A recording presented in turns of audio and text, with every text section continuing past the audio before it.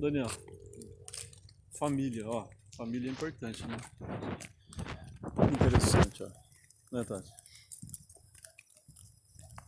É por isso que o homem deixará seu pai e sua mãe, e se apegará à sua esposa, e eles se tornarão uma só carne. Interessante que quando fala que o homem e a mulher se tornarão uma só carne, dá a entender que é em termos de união,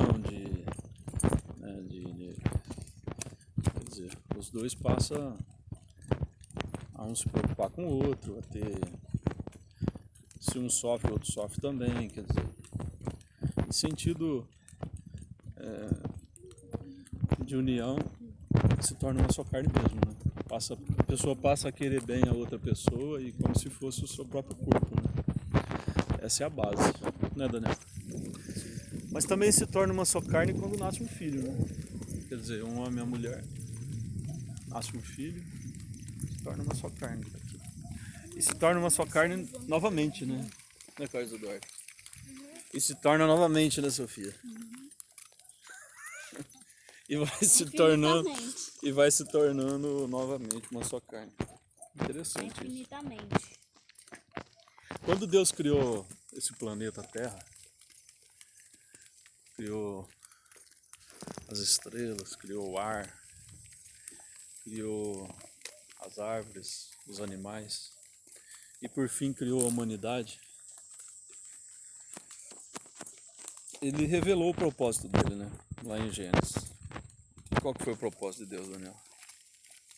Ao criar a Terra e a humanidade. Vou te ajudar. Quando ele criou o primeiro casal humano, ele disse assim, ó: sede fecundos e tornai-vos muitos e enchei a terra.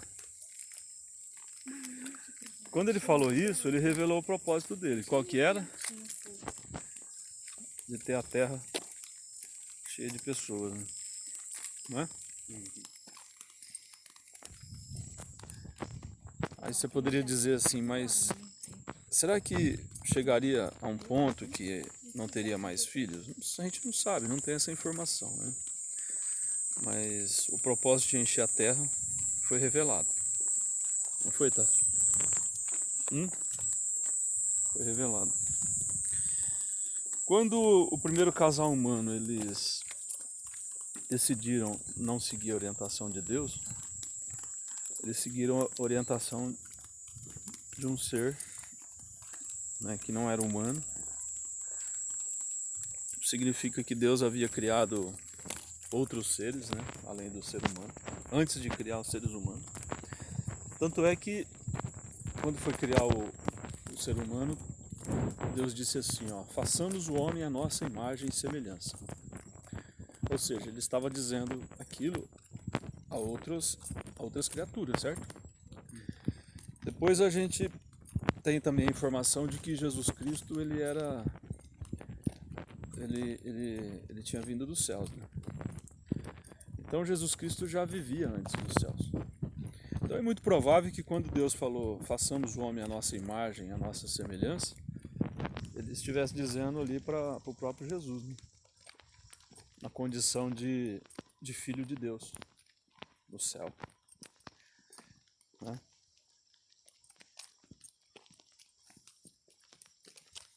Então aquele anjo caído que contou mentiras para Adão e Eva era mais um também que existia como filho de Deus, né?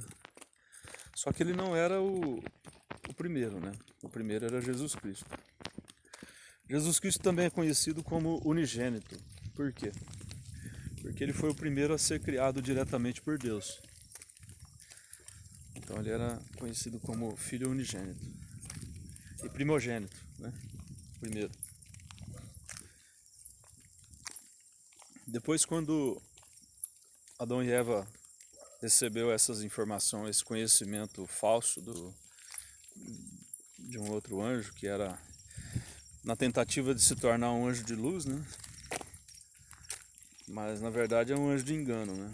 Ele persiste em transformar-se num anjo de luz, mas contando mentiras, né?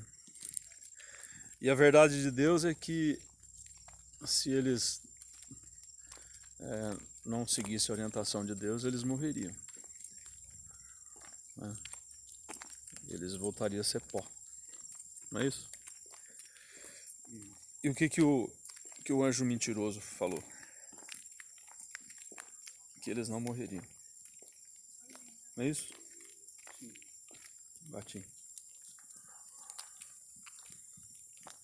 Agora, depois, quando Deus enviou Jesus à Terra, Jesus falou: eu não sou deste mundo, né? Eu não sou deste mundo. Para Pilatos ele disse assim: para isso nasci e para isso vim ao mundo, para dar testemunho da verdade. Então essa verdade, hoje o meio jurídico, eles definem verdade como algo relativo, cada pessoa tem a sua verdade, enfim. Mas quando Jesus ele pregou, ele disse que ele estava dando testemunho da verdade. Então que verdade é essa? É a verdade de Deus, é a verdade absoluta de Deus. Então nós, seres humanos, nós não temos uma verdade nossa, cada um tem a sua, cada um tem o seu ponto de vista, cada um tem a sua forma de encarar as coisas, né? Mas Deus tem o chamado a verdade absoluta, né? E a verdade de Deus é aquela que foi revelada na Bíblia. E Jesus disse que ele veio na terra para dar testemunho da verdade. E essa verdade é que Deus continua com o propósito dele. Não foi frustrado o propósito de Deus. Qual o propósito? O propósito é de ter a terra habitada com pessoas justas e pessoas boas, pessoas que buscam fazer a vontade de Deus. E quando nós lemos lá nos ensinamentos de Jesus em Mateus 5:5, Salmo 37:29, Revelação, Apocalipse 21:3 e 4, nós notamos que o propósito de Deus ele não foi frustrado. Apocalipse 21:3, 4 e 5 diz assim, ó, uma visão do futuro, diz assim, ó: vem a hora em que todos os... Como é? Que fala lá? Apocalipse 21:3 e 4. Eis que a tenda de Deus está com a humanidade. Ele residirá com eles e eles serão seu povo. Né? E não haverá mais pranto, nem clamor e nem dor. As coisas anteriores já passaram. E ali menciona que também a morte deixará de existir. Ou seja, existe uma revelação no livro de Apocalipse de que a terra voltará a ser um paraíso, que era o propósito original de Deus. Para isso que Jesus veio ao mundo, né? Inclusive é o que nós pedimos na oração do Pai Nosso. O que nós falamos lá? Venha a nós o vosso reino e seja feita a vossa vontade na terra como no céu. Então, com o reino de Deus assumindo todo o domínio da terra e sendo um governo sobre nós, um governo celestial, né, sobre a terra se tornará um paraíso. Né? E o propósito de Deus original será cumprido. Aí vai cumprir a profecia de Gênesis 3:15. Depois você vê a profecia de Gênesis 3:15, o que fala. Tem uma profecia no início da Bíblia e Apocalipse mostra o cumprimento da profecia de Gênesis 3:15. Lá em Gênesis 3:15 faz menção a uma mulher figurativa e diz assim que ela terá um descendente, o descendente machucaria a cabeça da serpente. Ou seja, aquele anjo rebelde do início, ele será eliminado também no final. Né? E toda a terra será restaurada.